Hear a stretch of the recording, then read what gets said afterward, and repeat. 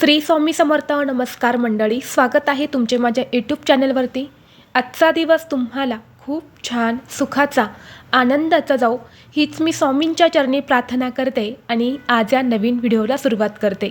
उद्या 27 ऑगस्ट आणि 28 ऑगस्टला अशा 2 दिवशी नारळी पौर्णिमा आलेली आहेत. आपण दरवर्षी श्रावण पौर्णिमेला नारळी पौर्णिमा साजरी करत असतो आणि याच नारळी पौर्णिमेच्या दिवशी रक्षाबंधन देखील साजरे केले जाते. आता या नारळी पौर्णिमेचा प्रारंभ 27 ऑगस्टला सकाळी 9:09 होणार आहे आणि समाप्ती 28 ऑगस्टला सकाळी 9:47 होणार आहे. उदय तिथीनुसार नारळी पौर्णिमा ही 28 ऑगस्टला म्हणजेच शुक्रवारी असणार आहे आणि याच दिवशी आपल्याला रक्षाबंधन हे साजरे करायचे आहे. आता आपण प्रत्येकजण या नारळी पौर्णिमेला सत्यनारायण पूजा करत असतो. तर ती नक्की कोणत्या दिवशी करायची? तर सत्यनारायण पूजा ही आपल्याला 27 ऑगस्टला संध्याकाळी करायची आहे, कारण 28 ऑगस्टला सकाळीच ही पौर्णिमा तिथी संपणार आहे आणि सत्यनारायण पूजा ही नेहमी पौर्णिमेच्या शुभ काळामध्येच केली जाते, म्हणून तुम्हाला उद्याच संध्याकाळी सत्यनारायण पूजा करायची आहे. तसेच नारळी पौर्णिमेचे जे काही उपाय आहेत, ज्या काही सेवा आहेत, तर त्या तुम्ही 27 ऑगस्टला आणि 28 ऑगस्टला दोन्हीही दिवशी करू शकतात. फक्त रक्षाबंधन हे 28 ऑगस्टला साजरे केले जाणार आहे. तसेच 28 ऑगस्ट रोजीच वरदलक्ष्मीचे व्रत आणि जरा ज्योतीचे पूजन देखील केले जाईल. आता प्रत्येक महिन्यामध्ये पौर्णिमा तिथी येते आणि प्रत्येक पौर्णिमेचं महत्त्व हे देखील वेगवेगळं असतं. श्रावण महिना हा अत्यंत पवित्र महिना मानला जातो. या महिन्यात येणाऱ्या प्रत्येक दिवसाला एक अनन्यसाधारण महत्त्व आहे आणि पौर्णिमा तिथी ही माता लक्ष्मी, भगवान विष्णू यांना समर्पित आहे. नारळी पौर्णिमा म्हणजे या दिवशी वरुण देवाला म्हणजेच समुद्राचे देवता आहेत वरुणदेव यांची पूजा केली जाते. समुद्रामध्ये एक नारळ अर्पण केला जातो. नारळ हे फळ शुभ सूचक, मंगल आणि सार्वजन शक्तीचे प्रतीक मानले जाते. नारळाला असणारे 3 डोळे हे भगवान शिवशंकरांचे त्रिनेत्र मानले जातात आणि श्रावण महिना हा भगवान शिवशंकरांचा महिना असल्यामुळे या दिवशी भगवान शिवशंकर आणि समुद्राला नारळ अर्पण करणे अत्यंत पवित्र मानले जाते. धार्मिक दृष्टीने श्रावण महिन्यात येणारी पौर्णिमा ही अतिशय महत्त्वाची तिथी मानली जाते आणि या दिवशी स्नानाला अनन्यसाधारण महत्त्व दिलं जातं. या दिवशी गंगा, यमुना अशा पवित्र नद्यांमध्ये स्नान करण्याचे विशेष महत्त्व आहे. यामुळे वरुण देवतेचा, माता लक्ष्मीचा, भगवान शिवशंकरांचा कृपा आशीर्वाद प्राप्त होतो. पण या दिवशी सर्वांनाच पवित्र तीर्थक्षेत्री जाऊन स्नान करणं शक्य होत नाही आणि म्हणून आपल्याला या श्रावण नारळी पौर्णिमेला घरच्या घरीच अंघोळीच्या पाण्यात ही एक वस्तू टाकायची आहे. ही वस्तू टाकल्याने तुमचे सर्व दोष, अडचणी, नकारात्मकता दूर होऊन कोणताही शत्रू हा फक्त 2 दिवसात संपेल. शत्रू तुमच्यासमोर लोटांगण घालेल. 7 पिढ्यांचे दारिद्र्य नष्ट होऊन तुमच्या मनातील कितीही कठीणातील कठीण इच्छा ही पूर्ण होईल. तुम्हाला प्रत्येक कामात यश मिळेल. पैसा, सुखसंपत्ती सर्व काही प्राप्त होईल. तर अशी कोणती वस्तू आहे जी तुम्हाला अंघोळीच्या पाण्यात टाकायची आहेत? या श्रावण पौर्णिमेचं स्नान नक्की कोणत्या दिवशी करायचं, अशी संपूर्ण माहिती या व्हिडिओमध्ये मी तुमच्यासोबत शेअर करणार आहे. त्यामुळे तुम्ही हा व्हिडिओ स्किप न करता शेवटपर्यंत नक्की पहा. चॅनलवरती नवीन असाल तर सबस्क्राईब करा आणि असेच माहितीपूर्व नवनवीन व्हिडिओ पाहण्यासाठी बेल आयकॉनलाही प्रेस करा, म्हणजे जेव्हा कधी मी नवीन व्हिडिओ अपलोड करेल त्याचं नोटिफिकेशन सर्वात अगोदर तुम्हाला भेटेल आणि तुम्ही एक पण व्हिडिओ मिस करणार नाही. तसेच व्हिडिओला एक हाईप देखील द्या. तर पहा, आज या व्हिडिओमध्ये मी तुम्हाला जो उपाय सांगणार आहे तर हा उपाय आपल्याला 28 ऑगस्टला म्हणजे शुक्रवारी करायचा आहे. कारण आता ही पौर्णिमा जी आहे तर ती 27 ऑगस्टला सकाळी 9:07 सुरू होणार आहे आणि पौर्णिमा तिथी 28 ऑगस्टला सकाळी 9:47 संपणार आहे. आणि आपण स्नान हे नेहमी सकाळच्या वेळेमध्ये करत असतो आणि म्हणून हा उपायसुद्धा आपल्याला पौर्णिमेच्याच काळामध्ये करायचा आहे. म्हणून 28 ऑगस्टला तुम्हाला हे जे स्नान आहे तर हे करायचे आहे. तसेच 28 ऑगस्टला रक्षाबंधनसुद्धा आहे.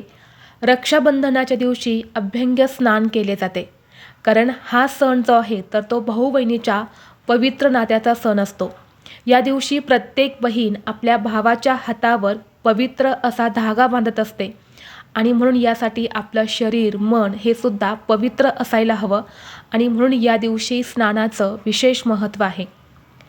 आजच्या व्हिडिओमध्ये मी तुमच्यासाठी जो उपाय घेऊन आले आहे तर हा उपाय तुमच्या संपूर्ण कुटुंबाचे नशीब एका रात्रीत बदलून टाकेल. ही नारळी पौर्णिमा आणि रक्षाबंधन असा जो शुभ योग जो आहे तर तो एकत्र जुळून आलेला आहेत आणि या योगावरती जर आपण ही एक वस्तू अंघोळीच्या पाण्यामध्ये टाकली तर आपल्याला आनंद, पैसा, सुख, समाधान मिळेल. आपलं भाग्य उजळेल. आपल्यामध्ये एक सकारात्मक ऊर्जा निर्माण होईल आणि सर्व काही नकारात्मक ऊर्जा ही दूर होईल. हा जो उपाय आहे तर हा आपल्या प्राचीन शास्त्रामध्ये सांगितलेला अत्यंत प्रभावी, सोपा असा धार्मिक उपाय आहे. खूप वेळा असं होतं ना की आपले नशीब, आपले भाग्य आपली साथ देत नाही आणि म्हणून बऱ्याच वेळा कष्ट, मेहनत करूनही आपल्याला कोणत्याही कामात यश मिळत नाही. आपली महत्त्वाची कामं देखील पूर्ण होत नाही. आपल्याकडे म्हणावे तेवढे धन, पैसा येत नाही आणि तो आला तरी तो कोणत्या मार्गाने निघून जातो, आपल्याकडून खर्च होतो. तर या सर्व समस्यांवरती ज्योतिषशास्त्रात सांगितलेला हा उपाय आपण या नारळी पौर्णिमेला करणार आहे. हा उपाय धनसंबंधी समस्येसोबतच आपल्या कुंडलीतील काही दोष असतील तर तेही दूर करतात. आपल्याला आपल्या घरात माता लक्ष्मी यावी, तिने आपल्या घरात स्थायी निरंतर वास करावा असं प्रत्येकाला वाटतं. लक्ष्मी म्हणजे धन आणि आपल्यासाठी पैसा, धन हे खूप उपयुक्त आहे. यासाठीच आपण रात्रंदिवस कष्ट आणि मेहनत करत असतो, कारण आपल्या सगळ्या गरजा या पैशानेच पूर्ण होत असतात. अभ्यंग स्नानाच्या दिवशी अंघोळीच्या पाण्यात ही एक वस्तू टाकली तर आपल्याला आनंद, पैसा, सुख, समाधान सर्व काही मिळेल. तसेच हा उपाय केल्याने जीवनातील सर्व शत्रू नष्ट होतील. जर तुमच्या जीवनात एखादा शत्रू असेल, वारंवार तो तुम्हाला त्रास देत असेल, तुमच्यावरती गुप्त वार करत असेल, शत्रूमुळे तुमच्या आयुष्यात अनेक अडचणी निर्माण झाल्या आहे, तर त्या अडचणी तो शत्रूसुद्धा या उपायाने दूर होईल. तसेच तुमच्या मनातील प्रत्येक इच्छा पूर्ण होईल आणि तुम्हाला प्रत्येक कामात यश मिळेल. तसेच हे स्नान केल्याने तुम्हाला संपूर्ण श्रावण महिन्याचे शुभफळ देखील प्राप्त होईल. आता हा उपाय करण्यासाठी तुम्हाला शुक्रवारी सकाळी लवकर उठायचं आहे आणि सर्वप्रथम अंघोळीचं पाणी काढायचं आहे. हा उपाय तुम्ही सकाळीच 9:45च्या अगोदर करण्याचा जास्तीत जास्त प्रयत्न करा.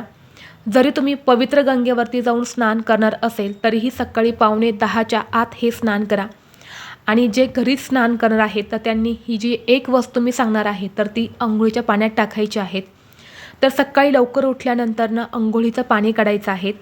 अंघोळीचं पाणी काढल्यानंतर या अंघोळीच्या पाण्यामध्ये आपल्याला हिरवी जी वेलची असते, एक हिरवी वेलची घ्यायची आहेत, ती फोडायची आहेत आणि त्यामध्ये ज्या काळ्या बिया असतात तर त्या काळ्या बिया तुम्हाला अंघोळीच्या पाण्यात टाकायच्या आहे. आता ही हिरवी वेलचीच्या बिया अंघोळीच्या पाण्यात टाकल्याने जीवनातील समस्या दूर होतात. हा उपाय केल्यावर आपला वाईट काळ संपून आयुष्यात आनंद येतो आणि हळूहळू सर्व इच्छा पूर्ण होण्यास सुरुवात होते. आणि म्हणून एक हिरवी वेलची फोडून त्यातील बिया अंघोळीच्या पाण्यात टाकायच्या आहे.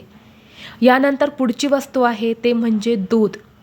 देवी देवतांच्या पूजेमध्ये दुधाचे विशेष महत्त्व आहे आणि दूध टाकून अंघोळ केल्याने कुंडलीतला चंद्रदोष दूर होतो आणि चंद्रदोष दूर झाल्यामुळे आपल्या ज्या काही धनसंबंधित समस्या आहेत तर त्या दूर होतात.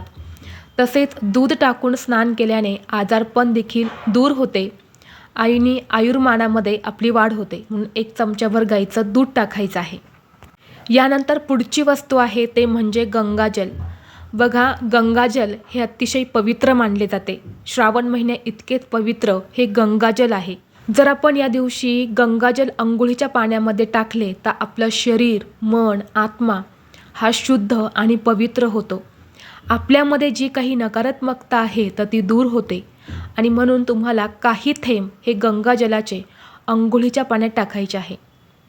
तसेच या दिवशी पौर्णिमा तिथी आहे. पौर्णिमा तिथी ही माता लक्ष्मीला समर्पित आहे आणि म्हणून शरीराची शुद्धी आणि सकारात्मक ऊर्जा वाढवण्यासाठी चिमूटभर हळद अंघोळीच्या पाण्यात टाकावी. यामुळे माता लक्ष्मीचा कृपा आशीर्वाद हा आपल्याला प्राप्त होतो. म्हणून अगदी चिमूटभर हळद देखील तुम्हाला अंघोळीच्या पाण्यात टाकायची आहे आणि या पाण्याने तुम्हाला स्नान करायचं आहे. आता हे स्नान करत असताना तुम्हाला हर हर गंगे या मंत्राचा जप करायचा आहे किंवा ओम नमः शिवाय ओम नमः शिवाय या मंत्राचा जप देखील तुम्ही करू शकता. हे स्नान घरातील अगदी लहान मुलांपासून ते मोठ्यांपर्यंत सर्वांनी करायचं आहे. कारण या दिवशी स्नानाला अनन्यसाधारण महत्त्व दिलं जातं. या दिवशी आपण ह्या वस्तू टाकून स्नान केले तर नक्कीच आपल्या जीवनातील ज्या काही समस्या सुरू होत्या तर त्या नक्कीच दूर होऊन आपली प्रत्येक इच्छा मनोकामना ही पूर्ण होईल. स्वच्छ स्नान करून झाल्यानंतर तुम्हाला तुमच्या देवघरातील देवांची विधिवत पूजा करायची आहे. देवघरामध्ये शिवलिंग असेल तर शिवलिंगावरती अभिषेक करा. धूप दीप अगरबत्ती लावून घरातील वातावरण हे प्रसन्न करायचं आहे आणि 1 लोटा जल हे तुम्ही महादेवाच्या मंदिरात जाऊन भगवान महादेवांना अर्पण करायचं आहे आणि यासोबतच एक नारळ देखील अर्पण करायचा आहे. आता नारळ का अर्पण करायचा आहे? कारण ही नारळी पौर्णिमा आहे. नारळी पौर्णिमा म्हणजे या दिवशी नारळाला अनन्यसाधारण महत्त्व दिलं जातं. या दिवशी भगवान महादेव यांना नारळ अर्पण करण्याची प्रथा आहे आणि म्हणून एक नारळ तुम्हाला शिवलिंगावर अर्पण करायचं आहे. फोडायचं नाही, फक्त अर्पण करून यायचं आहे आणि आपली इच्छित मनोकामना ही व्यक्त करायची आहे. त्याचबरोबर या दिवशी जर तुमच्या घरावर एखादी गाय आली तर त्या गाईला चणा डाळ आणि गूळ अवश्य खाऊ घाला. बघा, या दिवशी जर तुम्ही तुमच्या हातून गाईला चणा डाळ आणि गूळ खाऊ घातला ना, तिथेच तुमचे भाग्य बदलायला सुरुवात होते. कारण गाईच्या पोटात 33 कोटी देवी देवता असतात आणि जेव्हा तुम्ही ही वस्तू गाईला खाऊ घालतात तेव्हा 33 कोटी देवी देवतांचे आशीर्वाद तुम्हाला प्राप्त होत असतात. धनाची देवी लक्ष्मी आणि कुबेर यांचा कृपा आशीर्वाद देखील तुम्हाला मिळत असतो, ज्यामुळे व्यक्तीला पैशाच्या कमतरतेचा सामना करावा लागत नाही. तसेच काही दोष आहे तर ते सुद्धा दूर होतात आणि म्हणून ही एक वस्तू तुम्ही अवश्य या नारळी पौर्णिमेला गाईला खाऊ घालू शकता. तर ही अत्यंत महत्त्वाची माहिती मला तुमच्यापर्यंत शेअर करायची होती. व्हिडिओ तुम्हाला आवडला तर लाईक करा. चॅनलवरती नवीन असाल तर सबस्क्राईब करा आणि हा व्हिडिओ आपल्या मित्रपरिवारासोबत जास्तीत जास्त शेअर करा. चला तर मग भेटू असंच पुढल्या एका नवीन व्हिडिओमध्ये. तोपर्यंत सर्वांना श्री स्वामी समर्थ.